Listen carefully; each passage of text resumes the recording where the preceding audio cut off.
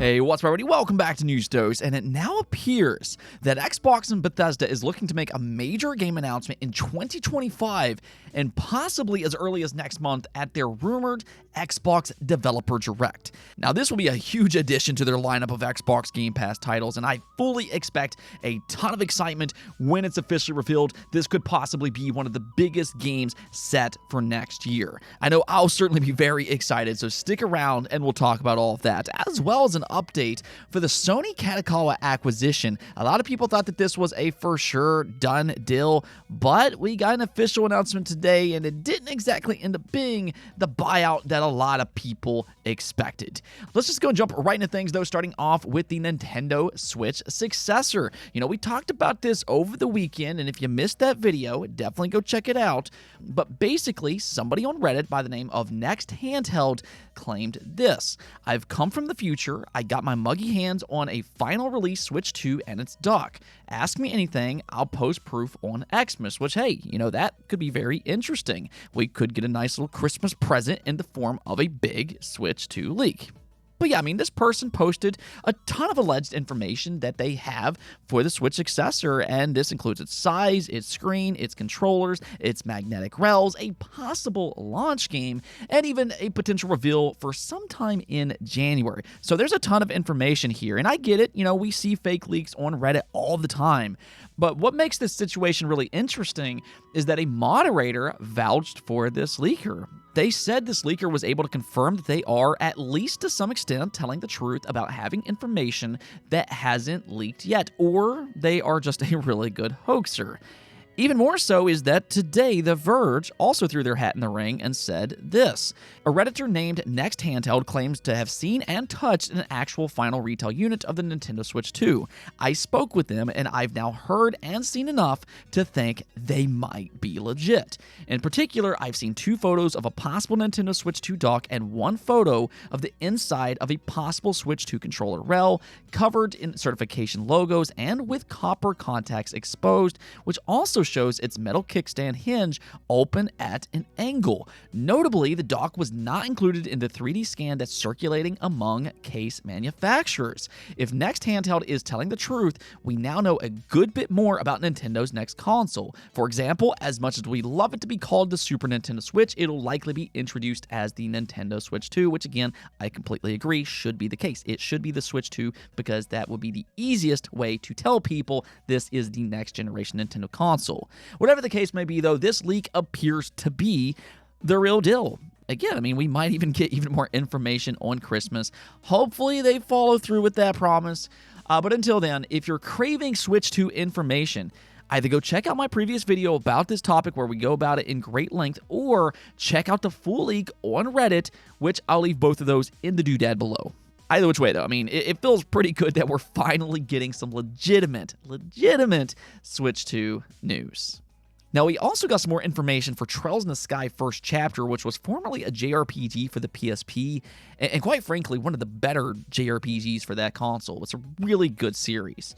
Well, Neon Falcom just revealed a new gameplay trailer for its remake, and they also unveiled it'll release in fall of 2025 for the Nintendo Switch, the PlayStation 5, and also for Steam. Now, unfortunately, there's no Xbox version, as we've kind of come to expect from Neon Falcom, but I mean, I think this game looks pretty good, and one of the really cool things that they're doing is that they're giving players the option to play how they want. If you want that more classic experience, you can opt out for turn-based combat like the originals. But if you want to play it in a completely new way, you can also choose its new free-flowing action-based combat.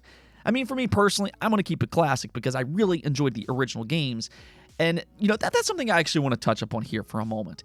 I know a lot of people probably see this game and have no idea what it is. You know, this is a series that tends to be a little bit more under the radar. It's not your Final Fantasy, your Dragon Quest, and games like that. But I'm telling you right now, if you like JRPGs, this is a really good series, especially the Trails in the Sky arc. It has an interesting story filled with fun characters. There's a complicated mystery between the protagonist and her adopted brother, and the combat is really well executed. My only thing about this remake, though, is that I feel like since we have this, they definitely need to remake the entire Trails in the Sky arc, or at least the first 2 games, because otherwise its story will feel incomplete. Either way, though, I'm definitely excited about this one, and the good news here is that it will get a physical release as well, which I actually bought the original digitally on the Vita, so I'll be more than happy to add this one to my collection. Now, speaking of games that I really enjoy, the studio behind Hi-Fi Rush, Tango GameWorks, open up about what's next for them now that they're under Krafton instead of Microsoft. They said, "We want to be a studio where people feel like the work is their baby, not just some task to be done. We want to make unique and interesting games for everyone who has supported Tango GameWorks up until now, so please look forward to them. A lot has happened this year, but Tango GameWorks itself hasn't changed. Rest assured that the acquisition will have no effect on our future games." So that sounds absolutely fantastic, and this lines up with what Krafton said previously about the acquisition. They didn't acquire Tango with the idea that they're going to come out with a game that's going to sell 10 plus million copies. That's not their goal when it comes to this buyout. They instead like that Tango makes unique games, and more importantly, they like that they're creatively talented. Good quality games is a good way to build up a reputation as a publisher. We often forget that some of the best studios out there didn't start with games that sold 10 plus million copies. They built up over time. They had to work to get there. From Software is actually one such example of that. So it's still a little baffling to me that Microsoft didn't hold Tango higher in regards. I feel like they could have utilized them a little bit better, but as a fan of Hi-Fi Rush, I'm glad about how all of this turned out. Krafton and Microsoft came to an agreement to keep this studio alive, and by all indication, Tango will eventually give us a Hi-Fi Rush sequel, as well as some other fresh new takes with some completely new IP. I'm definitely excited to see what they come up with next.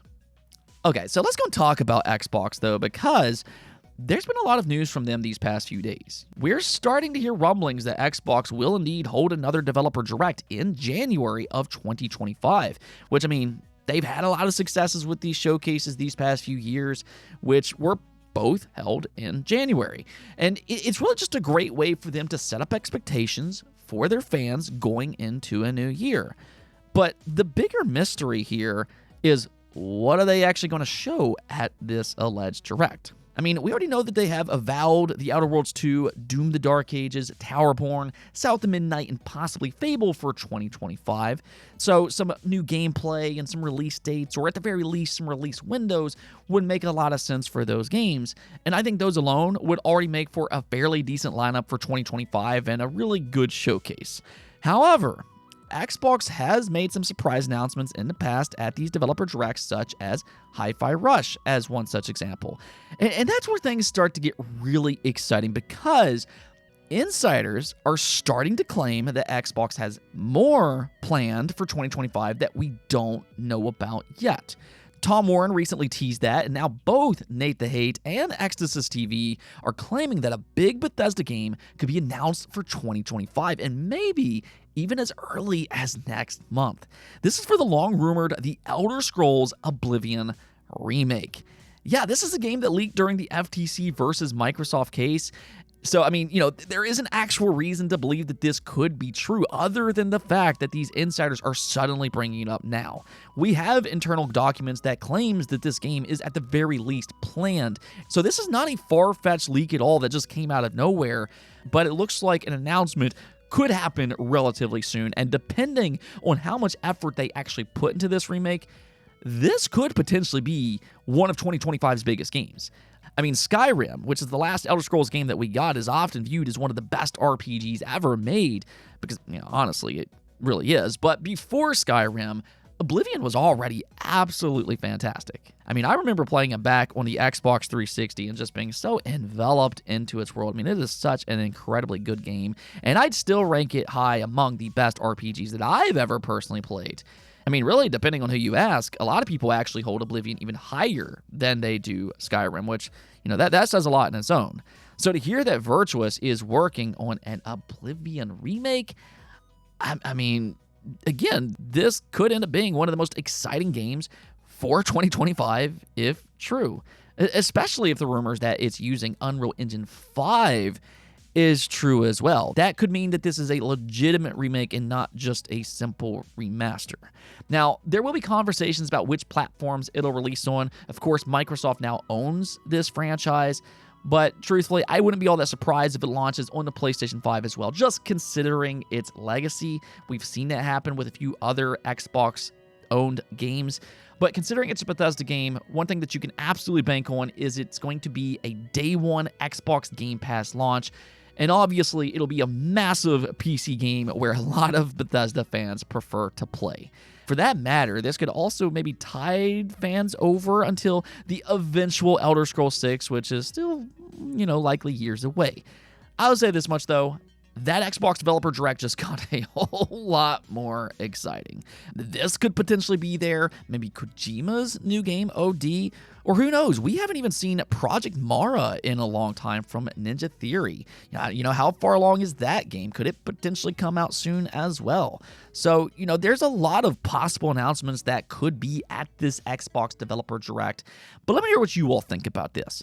Would you be excited for an Oblivion remake? And if you've played both Oblivion and Skyrim, which one do you prefer and why? Now, one last thing before we go, we got an update from the Sony Kadokawa acquisition. This was previously building up to be the next mega acquisition, but we can now pump our brakes on that situation. Sony and Kadokawa decided against an outright takeover and instead opted to increase Sony's shares in the company. Sony acquired 10%, which means that they're now Kadokawa's largest shareholder. And even though Sony doesn't own Kadokawa and their IP, they will, however, get some benefits from their increased share. Reportedly, they plan to have joint initiatives, including adapting Kadokawa's IP into live-action films and TV dramas, co-producing anime, expanding global distribution of Kadokawa's anime, publishing games, and developing talent for virtual production. So, I think this is an overall good outcome for Sony, and also at the same time a sigh of relief for most fans. On one side, Sony didn't want to own the entirety of Kadokawa, and they only had interest in specific sectors, and they will be rewarded in those sectors for increasing their shares.